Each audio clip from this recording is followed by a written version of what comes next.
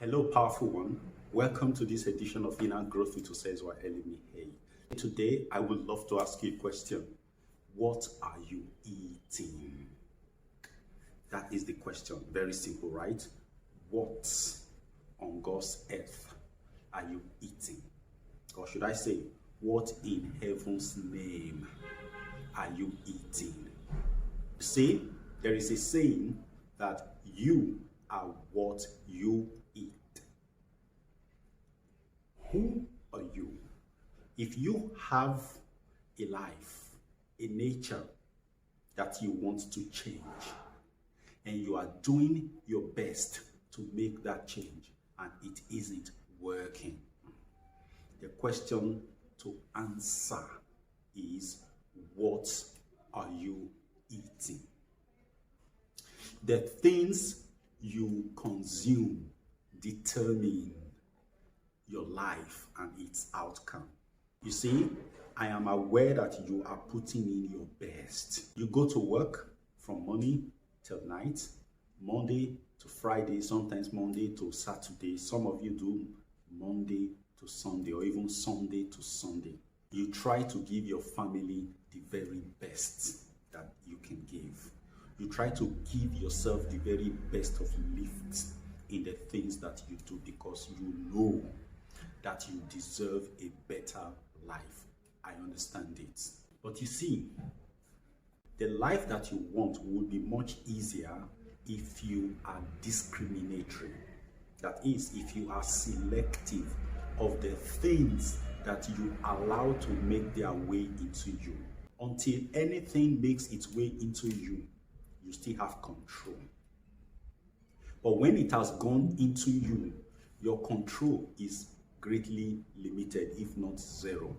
Very few people who have the inner control, that is, they have the mental power to control what goes into them, are the ones that have control at such points. A majority of us do not have such a control. That is why it is said, before you eat anything, watch it. Talking about eating, I'm actually speaking from two sides of my mouth right now. I am talking about what you eat as in physical food and what you eat as mental food. The truth still remains that if you eat more of fruits and vegetables, you find it easier to control your mood.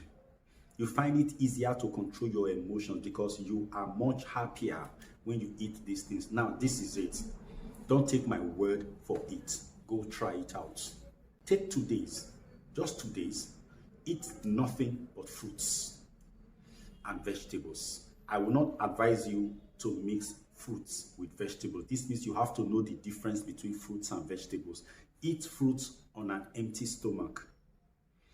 And then after, you can then eat vegetables later, maybe 20 or 30 minutes after. Of all the food types in this world, fruits is the only one that doesn't mix with others, really. Because if you add fruits to any food, it rots it. Therefore, if you are eating fruit, mixing it with other food, you are not going to have a proper digestion. And it will affect you physically.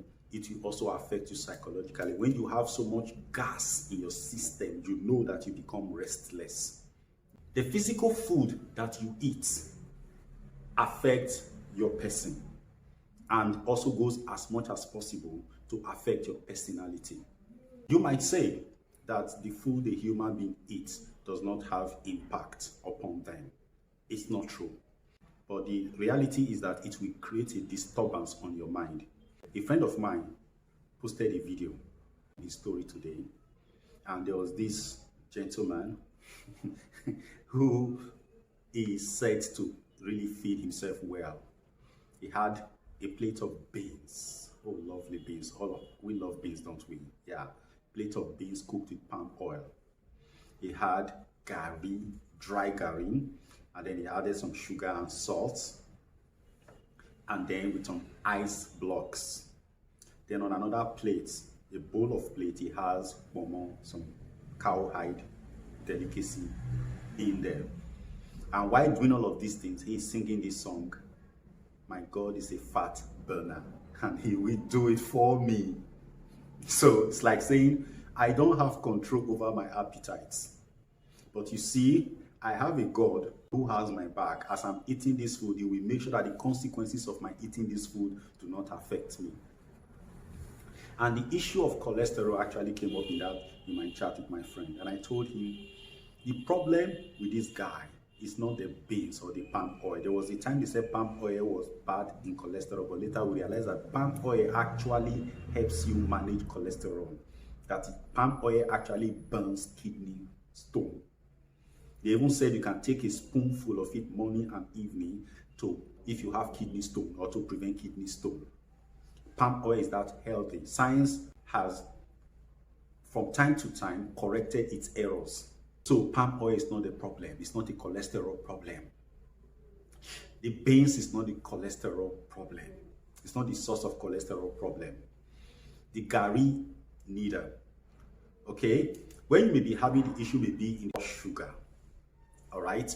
And of course, the main one, which I don't know whether you would like to hear, is the animal products. The animal products, that is where the real cholesterol problem hides.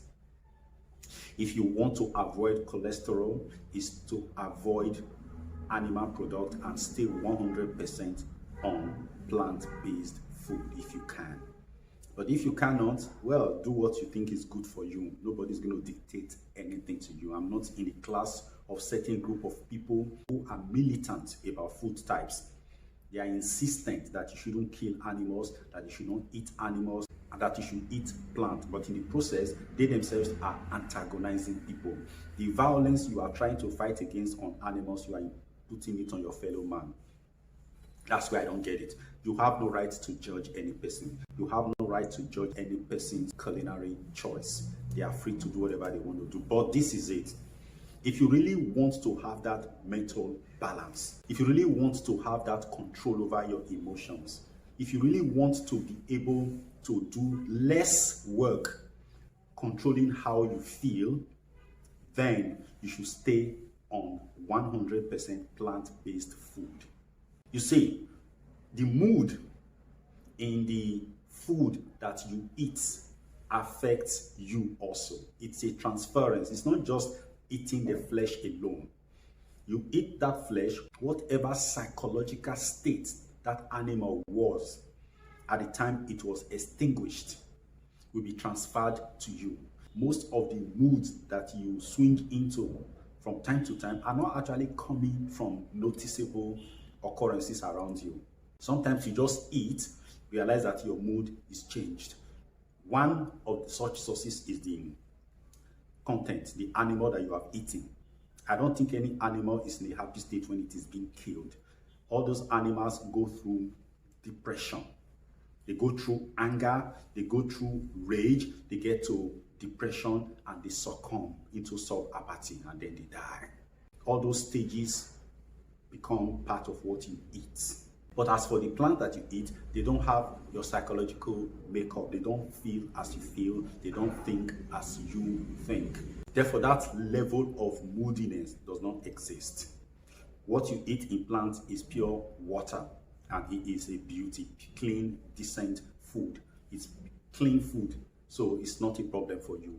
And some of the possibilities that are associated to animal-based food, you don't have it when you eat 100% plants.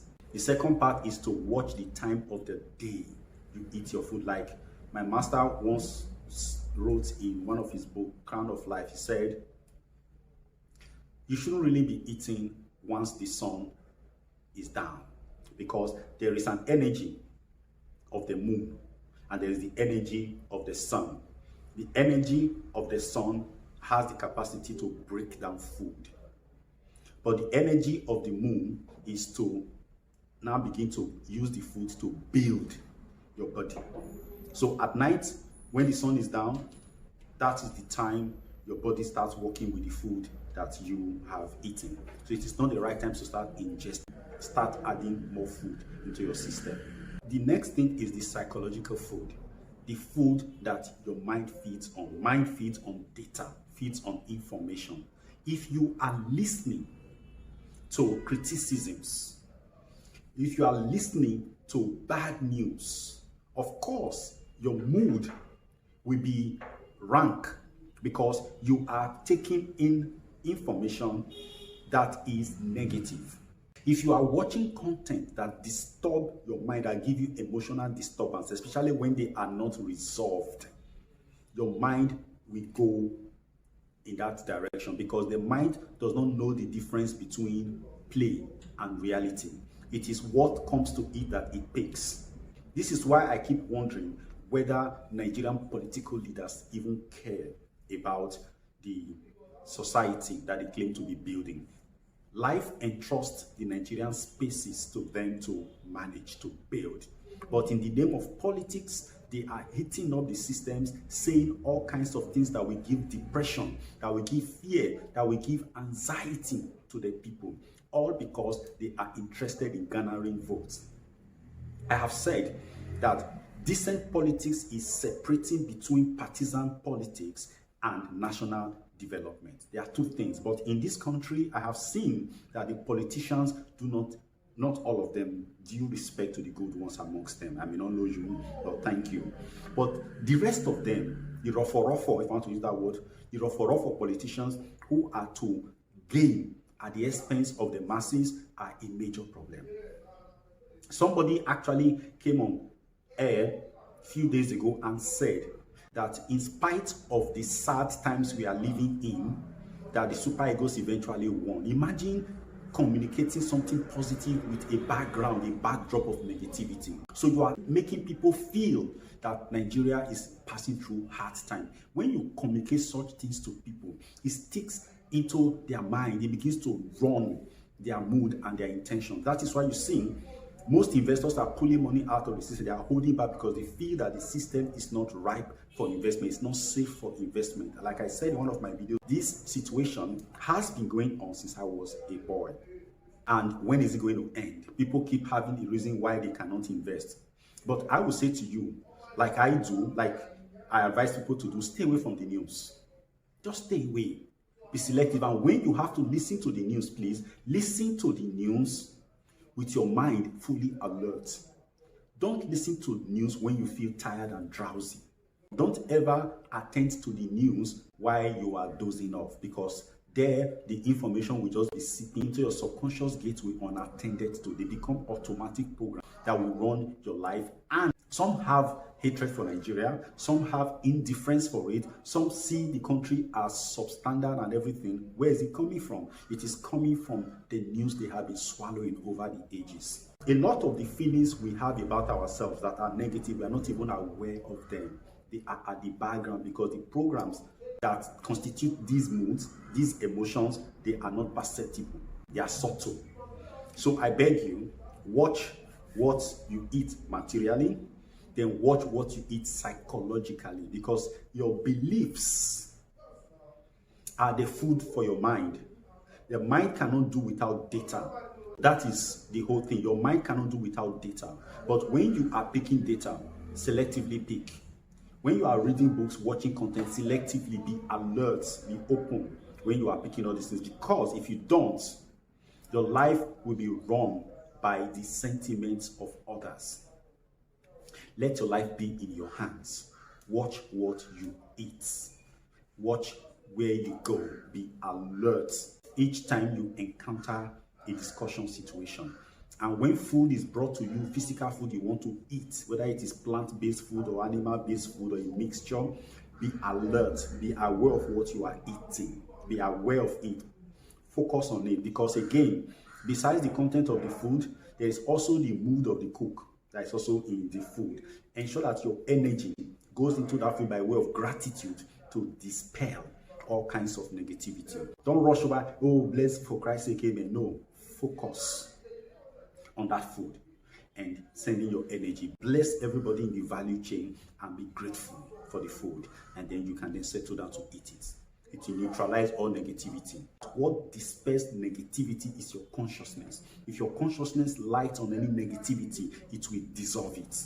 That's the reality. So what we're saying to you is stay conscious all the time and you will be happier for it. Thank you.